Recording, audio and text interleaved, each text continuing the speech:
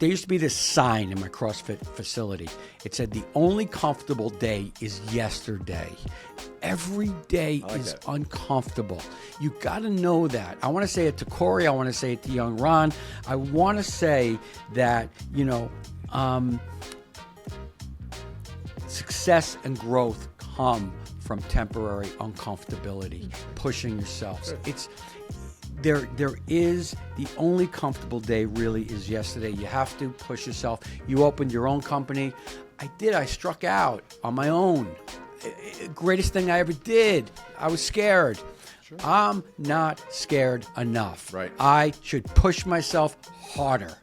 And this is what I want to say to my younger self. I want to say to my current self. And I want to say to my good friend Cory. We got to push ourselves more.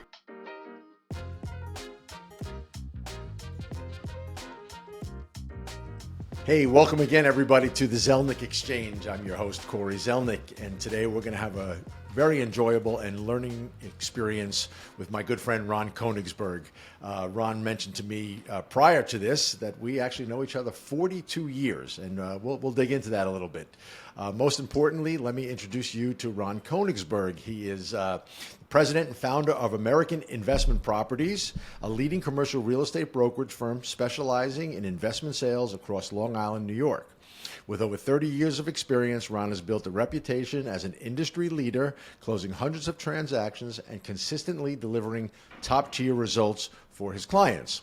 A passionate advocate of sales mastery and relationship building, Ron is known for his relentless prospecting approach. And we're going to hear about that along the way. I know about those solid 2 or 3 hours every day that he hits the phones. Market expertise and ability to unlock hidden value in deals. His deep knowledge of the Long Island market, coupled with his background in Wall Street cold calling, has positioned him as a go-to expert for investors, developers, and property owners looking to maximize their assets. Beyond brokerage, Ron is a speaker, mentor, and content creator, regularly sharing insights on LinkedIn and industry events to help others succeed in commercial real estate. When he's not closing deals, Ron enjoys spending time with his 2 boys, Drew and Chase, and staying active in the Long Island community. Ron Koenigsberg, my old friend, how are you? Cory, thanks so much for having me on. It's so great to see you. And it is 42 years later. And we were 19 years old when we met, and now we are 60. And we're going to talk about that. I know. 42 years, we're going to talk about that. Great to see you. You were a pup at American University, and I was a pup at the University of Maryland. And That's right. I was trying to think back, and I'm not sure which club in D.C. it was that Numbers. What's that?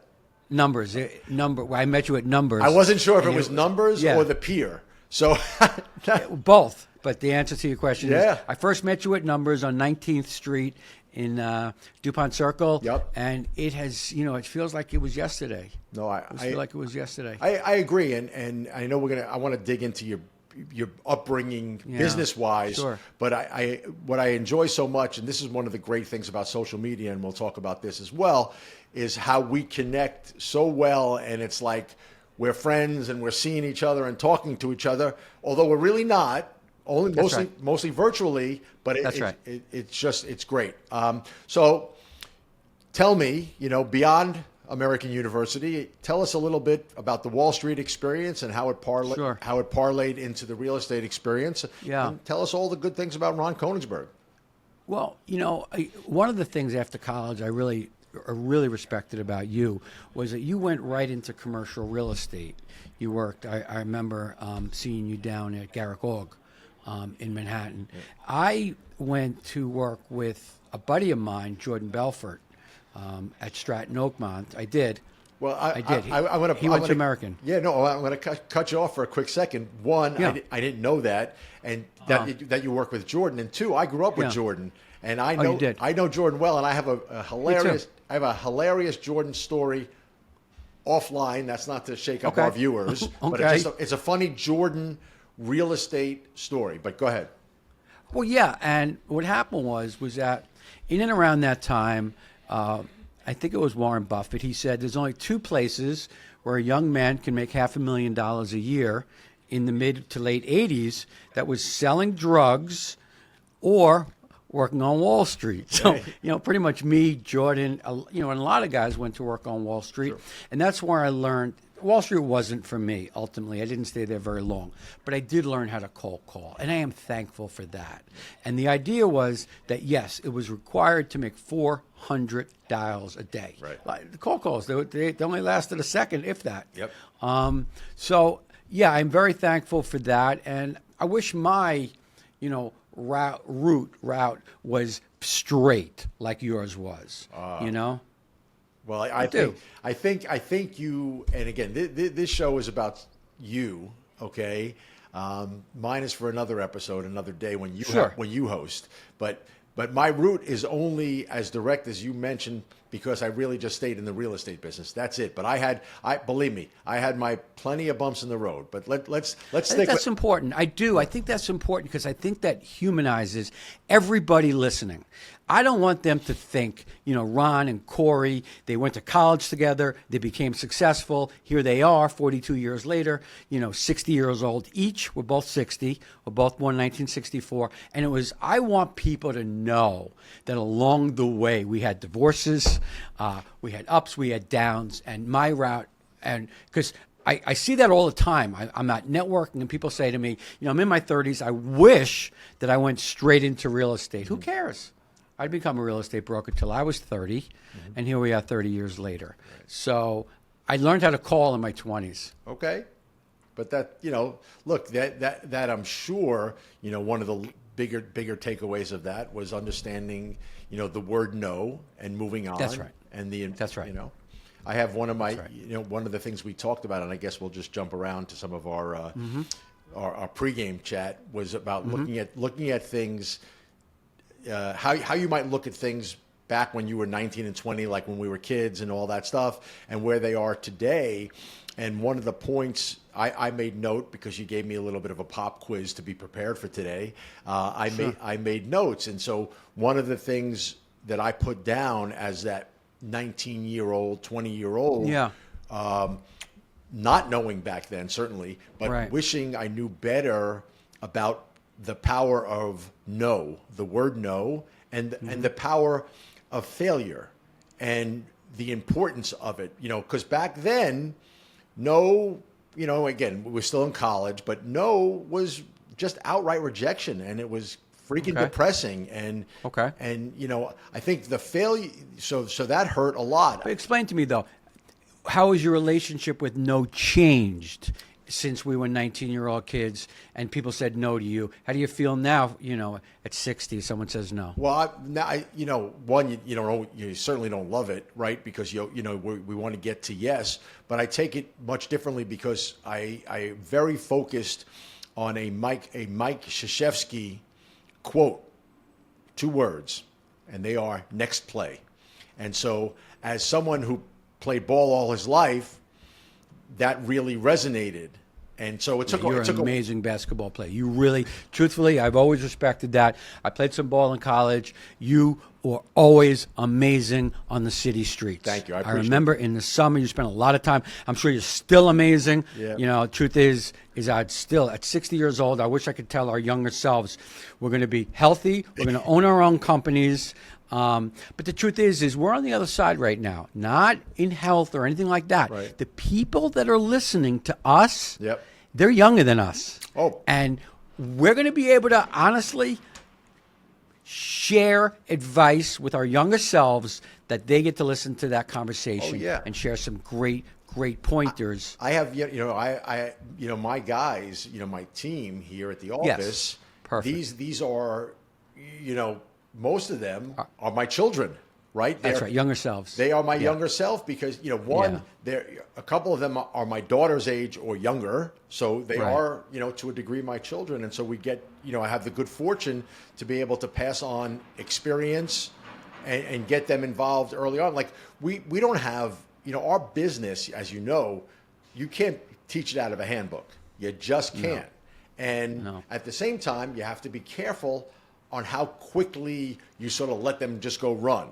And so what I do is when I meet with the guys, and I have one young lady, so when I meet with the team, we sit down and I answer questions that they're experiencing on a daily basis. I don't go to a handbook. I tell me your questions. What are you seeing? What are you feeling from the basic, which is, what do I say to an owner, or what do I ask of an owner? Right. To, hey, Cory, I'm in the midst of negotiating this lease, and there's questions on the good guy guarantee. And we walk through that because, again, you can't, there's no manual for this. There's just no manual. And so I love that. I believe that there's something close to a manual. Right. Well, and it's not my book. I'm not gonna pitch that. No. I'm gonna say How to Win Friends and Influence People is the closest thing I know to a manual. That's a manual how to deal with people. Correct. You're correct. That's the people relationship side. Yes, I agree. That's sort of a manual. That is a manual to that.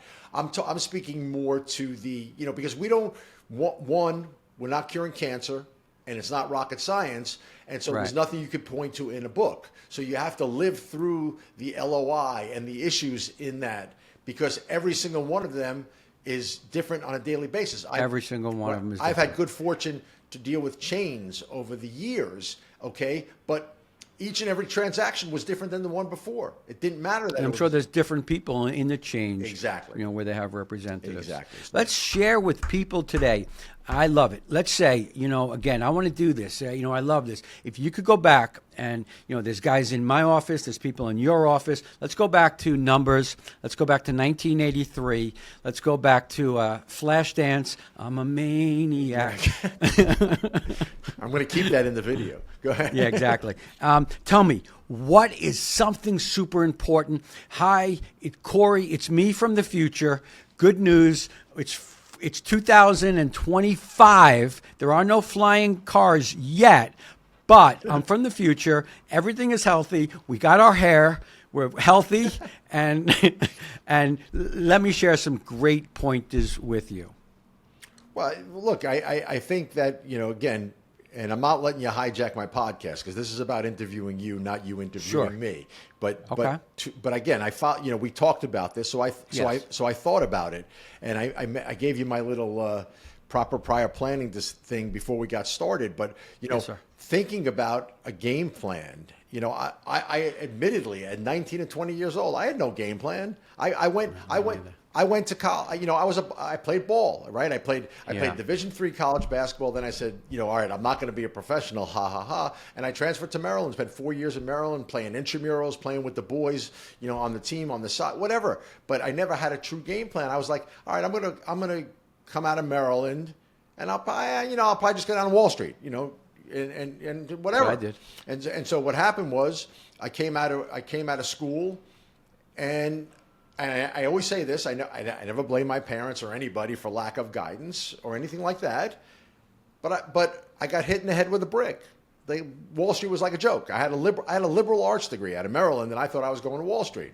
All right, and so I got in. So because reality struck, right? The first shot of reality. What do you mean that? Can you explain that to me? Because I love that. You got hit in the head with a brick. Yeah. What do you mean? What does that mean? That means that it was a wake-up call. And it said, you're not going to Wall Street, dummy. You better figure something out. And I had a friend of mine call me up one day. He goes, I'm working for this company. It's called Garrett Gog, blah, blah, blah. And I wasn't even thinking real estate. I wasn't thinking anything. I'm working at this company, Garrett Gog. They're looking for somebody who's from the city, who knows the city, to walk the streets, literally walk the streets. And they pay you $250 a week. So I took, still living at home. I took the job. $1,000 a month, right? I got it. We started after Labor Day, so I could play all my softball all summer long out on the island. You were on the courts. I got you. I played softball, basketball at Christopher Morley Park. I'm sure you're familiar with Christopher Morley Park. I live right by that. I know. So I come in. So Labor Day, the Tuesday after that Labor Day, they hand me a clip. I'm in a shirt and tie. 1986. Yeah, I'm shirt and tie because that's what the business was. It was 100 degrees outside. They handed me a clipboard, a pen, and a pad, and said, "Go walk the streets." And so that's how I got into the business. And so, going back to your original question, is what I didn't have then was a plan. So I know today, and it is a mantra of mine that proper prior planning prevents poor performance. And so I plan, and that dovetails into one of my other points, which is discipline. I'm very disciplined, with my health, my physical fitness. I've never met anyone nearly as disciplined as you. Yes, yeah. Never. Yes, yeah. No, I haven't. Come on. When Jay Shiano said to me that you were going to run like in a 24-hour period, because I did the 75 hard. Yeah, I know. I know Great. it came from you, through Jay. Right. And I did the 75 hard. Amazing. Right. I'm a disciplined person, nowhere like you. That running that you had done was truly disciplined. How did it work? Just remind me. Yeah, it was 4 miles every 4 hours for 48 hours. That's insane. I mean, it's just insane. Yeah. It's incredible. Thank you. It's an incredible feat. So- It happens during the middle of the night sometimes. No, it was. So my one non-negotiable with my wife was that at 1 a.m. because I hit, that was one of the time frame, Right. she would not allow me to go into Central Park. So Oh, that's she fair. just didn't want me. It's Yeah. lit. It's She didn't whatever. want you to- and so, right, she didn't want you to die. Right. So what I did because the 1 a.m. hit twice in the cycle, I jumped on the treadmill and did the 4 miles on the treadmill Oh, okay. because I had to do. I had to do what I I was understand. Believe me. So tell me- Nobody in this podcast will ever understand it better that you are a disciplined person. Yeah. It's amazing. It's my David Goggins, throwback. Tell me, give me one of your one or two things that you look back If on. I could, absolutely. If I could run back to those two kids at Numbers and say, hey, listen, Corey, great news. Ron, great news. We're together. We're friends. It's 42 years later. The thing I want to say to myself and the thing I want to say to the people in the boardroom is, listen, there used to be this sign in my CrossFit facility. It said, the only comfortable day is yesterday. Every day is that. uncomfortable. You got to know that. I want to say it to Corey. I want to say it to young Ron. I want to say that, success and growth come from temporary uncomfortability, pushing yourselves. There is the only comfortable day really is yesterday. You have to push yourself. You opened your own company. I struck out on my own. Greatest thing I ever did. I was scared. Sure. I'm not scared enough. Right. I should push myself harder. And this is what I want to say to my younger self. I want to say to my current self. And I want to say to my good friend Corey. We got to push ourselves more. No, absolutely. I couldn't That's a agree. good one. No, I like that. For our listening audience. No, I like that. I like that whole. The last comfortable the comfortable day was yesterday. I really like that Right, one. exactly. I like that. The only comfortable day was yesterday. Yeah. No, it's because you check that box and you're moving on. You're scared. There's people in your office right now. They walk into a place and the guy, the head is in the back. Should I go back there and interrupt him, introduce myself, and find out, what's next for him in commercial real estate? Yeah, you got to go. You got to go. I know. That's one thing. I'll be honest with you. That's one thing I learned from Jordy. That's one thing I learned from Belfort. Yeah. He was the guy that just goes in. No, absolutely. Look, some of the, and again, I know him forever, obviously, but some of the Me too, greatest, yeah, some of the greatest minds are some of the most dangerous minds too. But yeah, look, he was the consummate salesman, and I think that Still is. what we do now.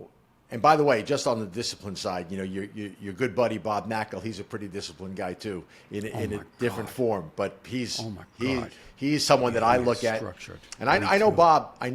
You and I we know each other 42 years, but obviously, Right. We didn't speak to each other for course. stretches of time just Of course, because of we life. lived our lives. But I know Bob. I know Bob for like 35 years through the business and what have you. But I will tell you that over the last 4 years, our relationship has grown exponentially. Yeah, I know. And part of that is from social media. But, Love that. And we do. Yeah, me too.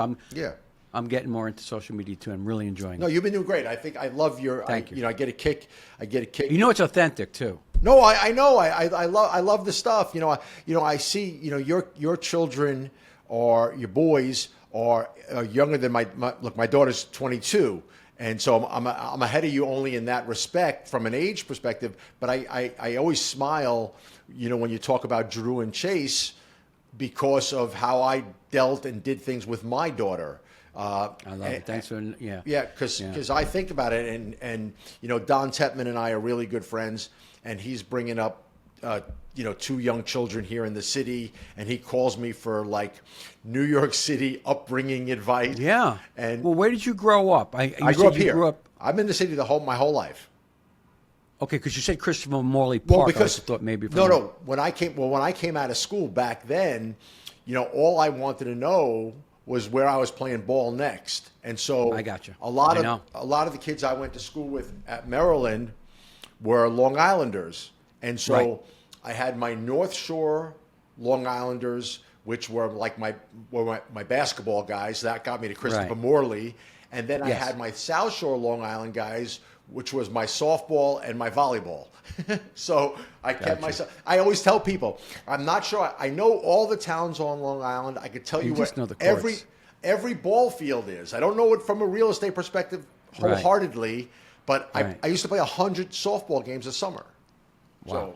So, it's crazy. Now, But you're a good athlete, and all right, we are going to number 2. You ready? Number 2. we're two. running up I'm to like, ourselves. I feel like I'm at 9 already. So Okay, number two. If I could go back to my young self at 19 years old, I want to say to myself, everybody's going to teach you what to say, but I want you to focus on the listening. Listening is 75% of it. Once you're listening, you're truly listening, and you're focused on what someone's saying to you, the talking part takes care of itself. I want to tell my young self to actually listen, participate in the conversation that you're having, not thinking about what you're going to say next. Yeah, that's a big generational thing now more than ever. I look back and you're right, because we were all young and stupid to a certain degree, and we didn't listen enough. And now, my guys know that I am a two ears, one mouth proponent. Me too. Now, but I And- wasn't then. But I also tell my guys very often is that one of the best negotiating tactics is silence. Just let them talk. Just listen. And Hard to do. it's very hard to do. My former partner and I, he was one of the greatest brokers ever, but he was somewhat of a hothead, and most people know that.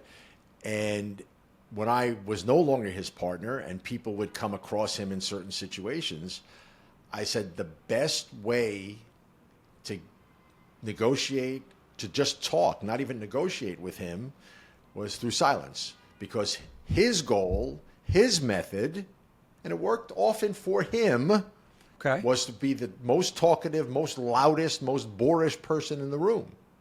Okay. But to fight that, silence was the best thing. Best tactic ever. Love it. Very hard to do, but the best tactic Very hard ever. to do. Well, here we go. We're teaching our younger self hard things to do. Yeah. And, and it speaks to that. If I could go back to tell myself one more thing, I would tell myself, you don't have to win arguments. There is no winner. Right. Relationships is the most important thing. At the end of the day, you're going to see Cory. It's going to be 42 years later, and he's going to be happy to see you because you guys built a relationship and you're friends. Sure. Remain friendships. You don't need to win every single dollar of every single deal.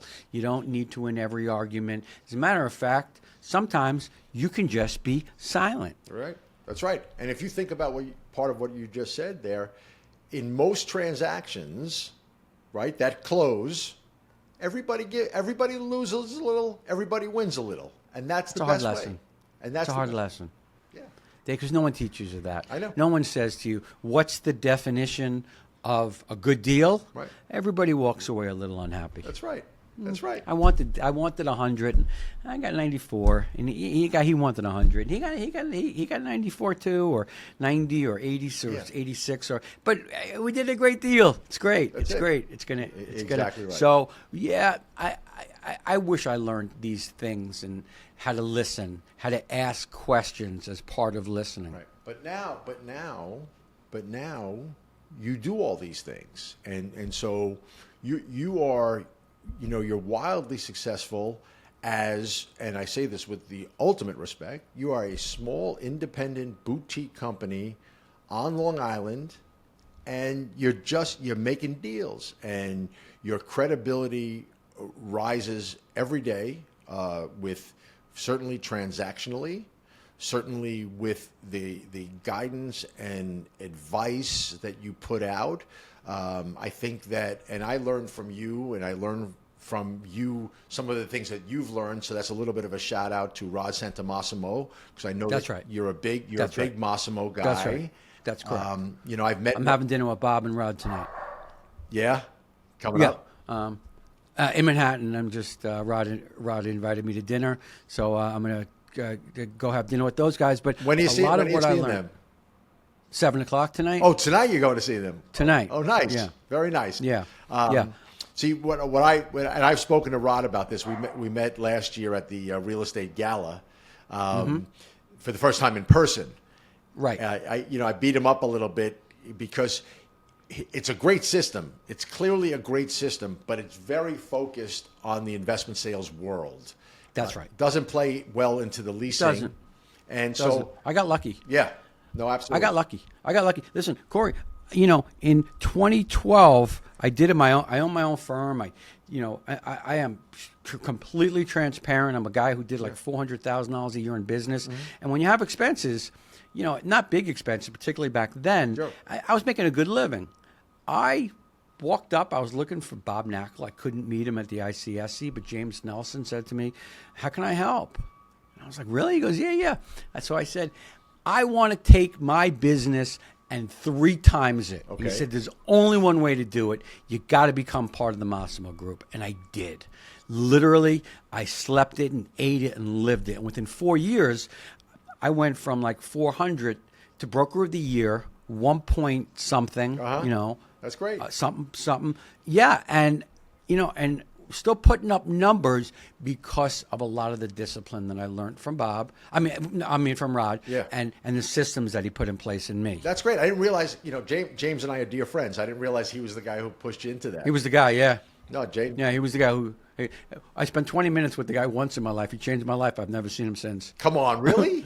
Swear to God. Why don't you invite him to dinner one night? I should. I owe him a lot. James is Yeah, great. you're not kidding. And he just took on a new role now. He's like I know. the head of all U.S. Everything. Avis and Young. Yeah, I know, James I and I are like we're partners. So we became great friends, deals. and we looked to invest in properties and stuff together. Love that. Yeah. Love No, that. absolutely. Yeah, and we spoke about this a little bit. If I can go back to my younger self, one last thing, and I want to say to that person, my father, when I was 15 years old, I was dyslexic. My grades were terrible. I just couldn't read. I still can't. Right. And I have workarounds for that.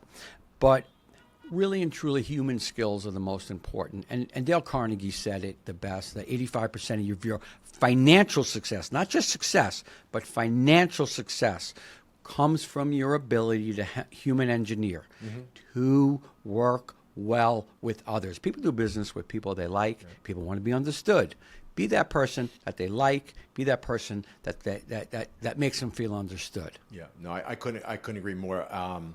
My daughter's dyslexic, so I have that experience, and thankfully, look, she graduated Maryland, dual major, and she's in the workforce, and I'm happy for her success, and I know she'll do great things. So being around it, I get it a little bit. I'm not highly educated from a diploma perspective. I know you and I feel that way about ourselves. Yeah, no, I get that. No, it's Maryland. I came out you of went to Maryland. Maryland. I went to American, and we feel like we were not the Ivy Leagues. We're not. Oh, please. James went to Ivy League. No, Bob went to Ivy League. James went to Colgate, and Bob went to Wharton. But like I said, I came out with a liberal arts degree. I still joke. I joke. When I have like James is a member of the Yale Club, and I'm That's like, right. and so I go have breakfast with him. And I'm like, this is the closest thing I ever get to Ivy League. That's right. I feel the same way. I know we do feel the same way about education, and we are educated, and we do have good educations. But it is not something that we, really feel as a part. Like, if someone said to me, Cory Zelnik is a self-made guy who, you could put him in the middle of Indiana, and he and I are going to figure out how to own, a big company there and be successful and go sell things. So I think that, when you can look early, to our 42 years ago, 19-year-old person, you can look where we are today, and there are we're street smart, right? That's right. We've been beat up, we've been knocked down, we've gotten up, and we just keep forging forward. Now, through all the things that you've learned, pure life experiences, books you've read, things you've attended, Massimo Group, and what have you, gets us where we are today, right? That's right. You're not retiring tomorrow because you're a multi-gazillionaire, nor am I. We're doing very, very well by anybody's standards. Most importantly, we're doing excellent from a life perspective, which is most important, and we're healthy. Really and truly. And I know. And let's talk about health for 1 minute. If I'm going back to my younger self, that's the last thing. That's my fifth point. Okay. It is, and I think this came to you and somehow came to me a little bit naturally. I love being in the gym. I love lifting weights. Yeah. I love being in the gym. You love being on the courts. You love running. You love physical activity. That came to us, but I want to double down to anyone listening, and I also want to double down to it for myself. I want to be really feeling good. I know George Clooney, I heard him just say this. His wife said, "Wow, you're amazing for 60." And he goes, 60 is not a real number. 90 is a number. Okay. I want to see how I'm doing at 90. All right. That's a real number. So 30 years from now, really 40 years from now, I want to be having this vibrant conversation with you. Yeah. So I'm telling Stephanie, as we're sitting here today, she's going to send you a calendar invite for 30 years from now for us to do another podcast. I would love that. I would love that.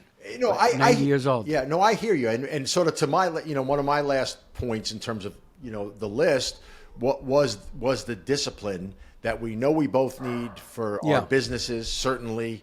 I guess that kind of goes without saying. You're right. I appreciate you teaching me. Yeah. Because quite honestly, when I wrote these 5 things, I didn't realize how important discipline is. Yeah. You see it in Bob, you see it in James, you see it in yourself, and you've seen it in me, which is so. Yeah, I love that. No, Thank you. That's a great gift. Yeah, of course, I admire you for that, for certain. But so it's like. You asked me to think about my 19-year-old self, and I thought about it, and the problems with my list, not my problems, but that I was too young to realize these things that are on my list. And then I look forward, because a lot of people that know me, they know I'm an early riser. And that I do know that. That was I get the text messages from you, and it says 5:24. But I waited. I didn't want to wake you, so I waited a while before I sent it. I get up about. It doesn't wake me. I turn it. But yeah, what time do you get up? Basically, pretty much 3:45 every day. And what time do you go to bed? I try to go to bed, by the latest 9:30, 10 o'clock. Okay. If I go to the Knicks, I'm at the Garden a lot, but that's right. I know you are. Those nights are a little bit different, and I'm a little more. Tell me about the time, because and again, I want to know, what do you do from 3:45 until 7 a.m.? No, it's pretty simple. I get up like I said, 3:45. I always tell everybody I'm like the Tin Man in the Wizard of Oz. When they first find him in the forest. Yes. And he can't move, and she's got to oil the parts, right, to get him moving. So at 3:45, I start sipping my coffee, my one cup of coffee, and so all of a sudden my body starts to move and wake up, and then I do my personal business in the bathroom, and then by 4:30, 4:45, I'm working out or running, depending on the day of the week, and so I get all that in, and that's I'm in the gym too, but I'm not in the gym until. Listen, I'm not going to pull any punches. I enjoy sleeping, and if anybody out there is listening and says, "Hey, wait a minute, this guy gets up at 6:30," I do. I get up at 6:30. I'm in the gym at 7. I lift a lot. I invest money into my health. Good for you. I do. I use a personal trainer. People out there are saying, "What do you invest in?" I invest in the S&P 500. I own some real estate, and I invest into personal trainer and taking care of my health, because I have a date right now of March 20th, 2055, where I have another podcast with you, and I want to show up healthy. Exactly. So, Stephanie, by all means, please, March 20th. She's got it down. 2055, 1 p.m. in the afternoon. We're going to be 90 years old. Right. And, we're going to be on your next podcast. Yeah. But again, I'm probably going to do that from my flying car. Of course, of course. But really, the whole discipline thing, it started with me in the gym, and then I rolled that over into the business. Because what happened was, what I did realize early on in my working career, as a broker, salesperson, broker, whatever, we're service providers. We have clients, and so that's right. Initially coming out of school, it was, I was in the gym by 6 o'clock, right? I worked. And then the workout was 6 o'clock. At night. At night. Met my friend. Me too. Met my friend. A lot of pretty girls there. Right. Met my friend. Saw the girls, whatever. Or I had the basketball game right after. But what happened quickly was, if you're going to be successful in this business, you have to be attuned to your client, not to yourself when it comes to that. And so what does that mean? That means that, at 5:45 and the phone rings and your client needs you, well, you can't meet your buddy to do chest, shoulder, and legs. That's right. It's making concessions. And so what I did on that, that's when I flipped the switch and went to the mornings, because there's only one reason to miss the mornings, and that would be on me. That's right. And so that's where I took control of we that. We all get to the mornings. I just didn't get there in my 20s like you did. No. We all work out in the mornings. Yeah, I hear you. It's just a question of when. There was some hungover workouts, but I made them. I get that.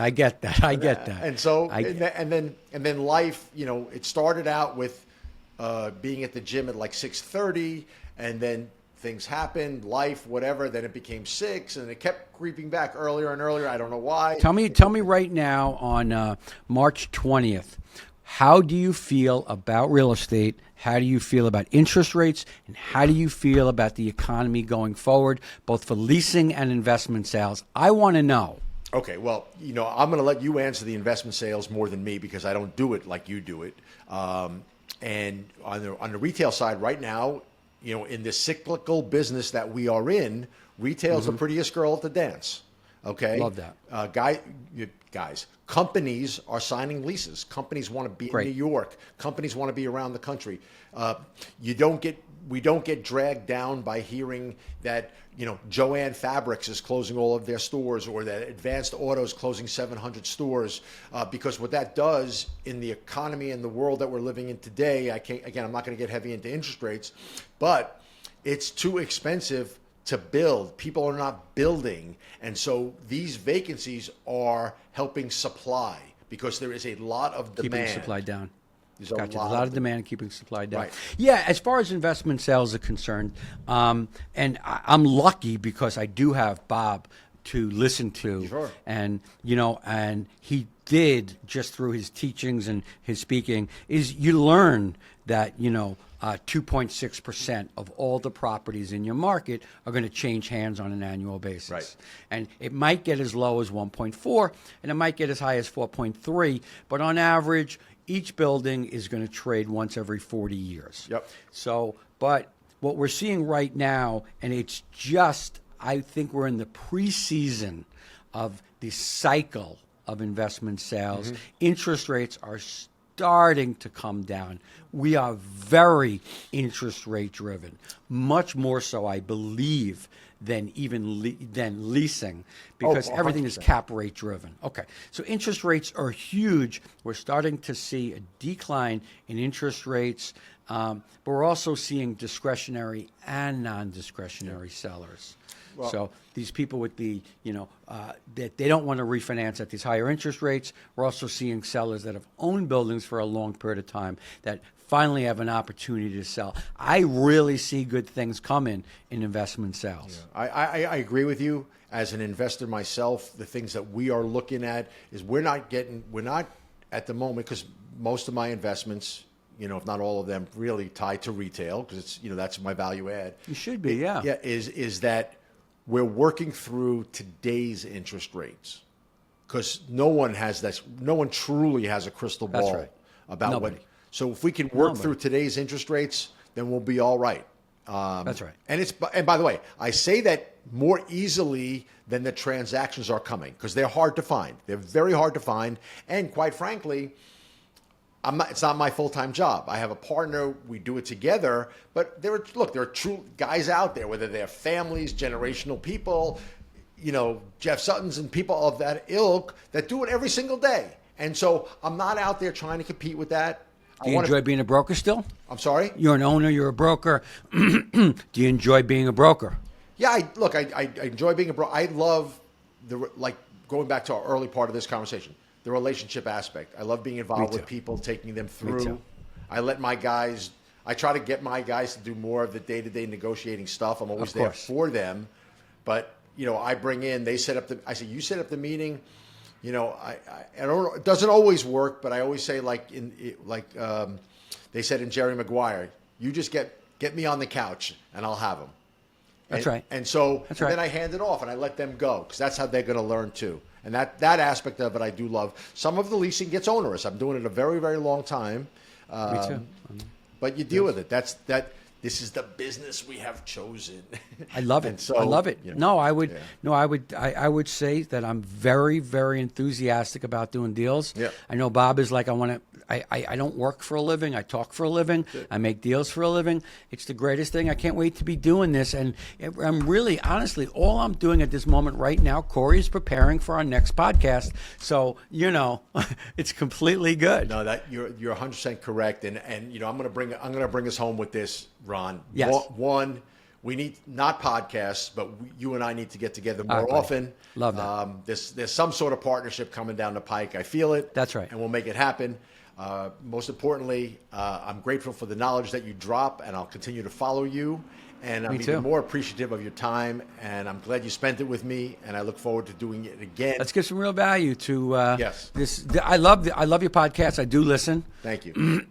I've heard you on on the radio with Sid. Yep. I love like you said. You are a charismatic guy. Thank you, and you are the same, and we have a lot of similarities. And you and I are going to figure out how to. That's right. We're going to figure out how to make 1 and 1 equal 3, and I look forward to it. Look forward to it too. Thanks for having me on. All right, Ron. Stay well, brother.